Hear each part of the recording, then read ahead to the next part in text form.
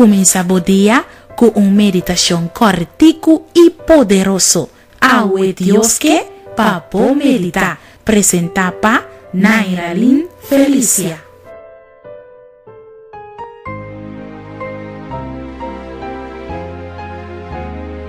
El título de nuestra meditación pa aweta queda en contacto con Dios.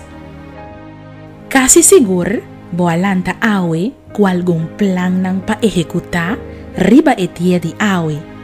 Casi seguro, botin una lista así na largo de cosas nang pa si awe. Pero Dios por dirigir bo plan nang den un otro dirección. Dios por cuevo plan y cambiarle completamente. Pese awe, Dios que pabo meditar den Salmo nang 1, versículo nang 1 y 2.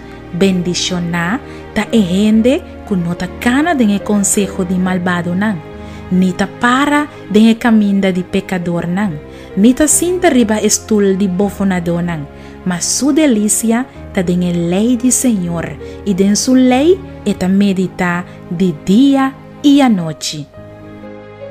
Apreciado Román, aunque con druk bodia ta awe, queda en contacto con Dios y medita en su palabra para escuchar el voz del Espíritu Santo para dirigir bo plan nang.